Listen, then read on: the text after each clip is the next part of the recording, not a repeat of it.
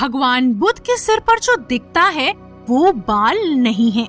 इसके पीछे छुपी है 108 घोंघों की कहानी। घोंघे यानी स्नेल्स।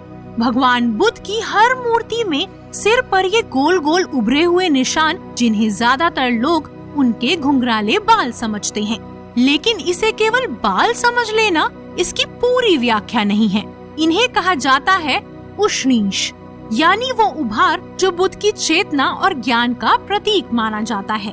हालांकि अलग अलग परंपराओं और विद्वानों की व्याख्या इसमें थोड़ी अलग हो सकती है।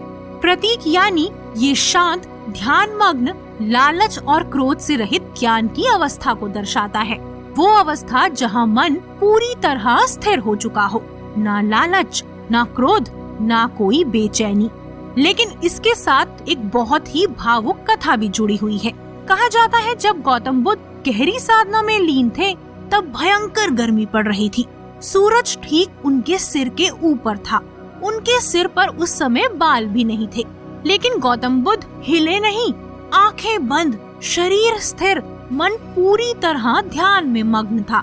उन्हें ये एहसास भी नहीं था कि धूप कितनी तेज है।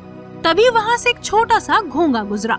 उसने देखा एक इंसान तपती धूप में बिना हिले बैठा हुआ है, जैसे दुनिया से परे हो चुका हो। वो घोंघा धीरे धीरे उनके सिर पर चढ़कर बैठ गया, शायद धूप से बचाने के लिए। फिर उसे देखकर दूसरे घोंघे भी आने लगे।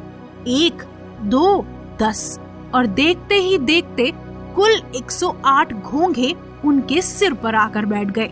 उन छोटे छोटे जीवों ने अपने शरीर से उनके सिर को ढक लिया। वो खुद धूप सहते रहे, लेकिन बुद्ध की तपस्या में बाधा नहीं आने दी। कहते हैं उन घोंघों ने वहीं अपने प्राण त्याग दिए और सूख गए।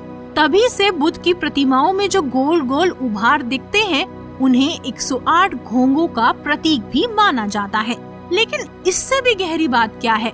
भगवान बुद्ध की मूर्ति हमें याद दिलाती है, महत्व उनके रूप का नहीं, उनकी अवस्था का है।